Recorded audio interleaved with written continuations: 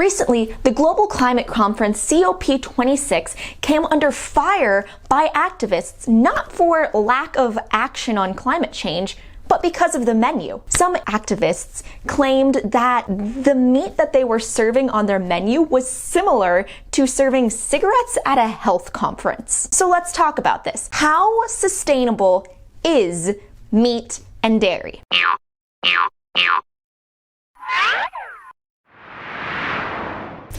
Hey everyone, my name's Amy and I'm an ACE certified personal trainer and nutrition student through the University of Arizona. COP26, also known as Conference of Parties 26, is the global climate conference for world leaders to help countries be able to solidify their statements and what they're going to do to push to fight against climate change. And this time, they specifically wanted to work on making the menu more sustainable than they had in the past. And as part of this initiative, they actually calculated the carbon footprint of all the different things that they were serving and put it on their menu to try to help people pick more sustainable options. However, this also showed that there were a lot of options they served that were not as sustainable, and with this they tried to make it so that all of the menu items had a maximum of 1.7 kilograms of CO2 emissions for that specific food item.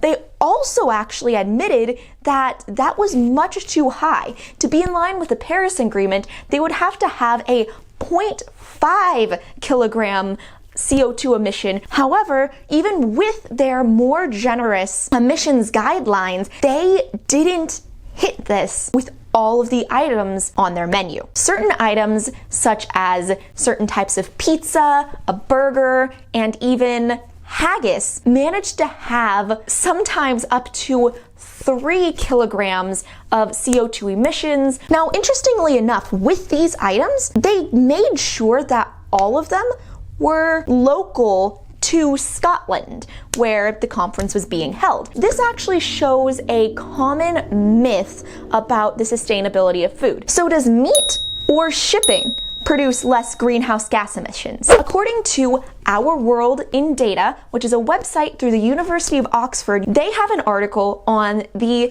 environmental impact of food. They found that approximately 31% of greenhouse gas emissions come directly from raising animals for people to eat. Now, if you actually include other factors that go into that, including land use, growing crops for those animals as well, that can actually jump up to 53% of global greenhouse gas emissions from food coming from animal agriculture. If you compare this to the amount that comes from transportation, it's pretty significant because transportation is only 6% of global greenhouse gas emissions from food. And if you include the entire processing supply chain, that itself, including transportation, comes up to 18%, which again is significantly smaller than the 53% that comes straight from raising animals for people to eat. So of those carbon intensive menu items at COP26, they all came from locally raised animals, but they also all came from grass-fed animals.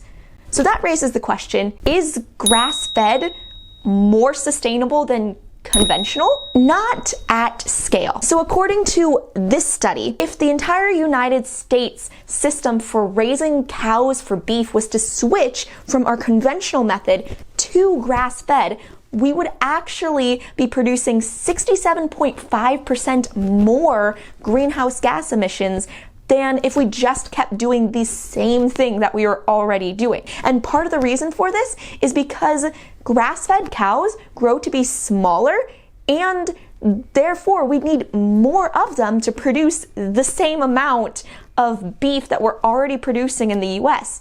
And if we did this, it would actually require more land as well, up to 75% the size of Texas. Now, one of the drawbacks of that study is that it doesn't account for the fact that grass, because it's a plant, can pull CO2 out of the air. However, that ability doesn't actually stay stagnant. That ability actually goes down over time, and there's good evidence to actually show this. In the long run, it doesn't actually matter as much as people seem to push it to be. So this raises the question, is plant-based beef better? Well, according to the studies that we have, yes. So Impossible Foods paid for a life cycle analysis of their burger to be made, and as part of that, they compared it to a conventional burger. And they found that a conventional beef burger was actually producing 89% more greenhouse gas emissions than their burgers. Now, this study was actually paid for by Impossible Foods, so it probably is a little biased, but with as big of a percentage as that is, they would have to be massively off in order for it to not be less than a conventional burger. Now, Beyond Beef also had a life cycle analysis done, but theirs was actually done by the University of Michigan. With theirs, they also found a decrease in emissions of about 90% compared to a conventional beef burger. And finally, there was actually a study that was recently done that wasn't funded by plant-based industry at all, that found that in Ireland and Brazil, vegetarian burgers were found to have a 67% lower impact for greenhouse gas emissions, and in Brazil, a 90% lower impact for greenhouse gas emissions. Now, all three of those only compared plant-based burgers to conventional burgers. None of them compared them to grass-fed. So for that, let's actually look at this study, which was done with Midwestern farms in the US. And this one's going to apply a little bit more to the Impossible Burger and the Beyond Burger than the Brazilian and Irish studies. However, they actually found that grass-fed beef is more environmentally damaging than conventional beef for some of the reasons that I mentioned before. So that means that there would be, in comparing Impossible Burgers and Beyond Beef to grass-fed beef, a much bigger difference in impact. So what can you do about this? Well, firstly, you can cut back on meat, especially red meat. There isn't nearly as much information out there on the environmental impact of chicken and other forms of meat, but red meat in particular seems to be the most environmentally damaging. You could also lean onto a plant-based diet. There's a good amount of evidence to show that plant-based diets in general are more environmentally friendly than more conventional sorts of diets. But there's also a number of other benefits for plant-based diets as well. If you are thinking about going plant-based, I have a few resources over on my website that I'll link down in the description box. And I just want to thank you for watching this entire video all the way through.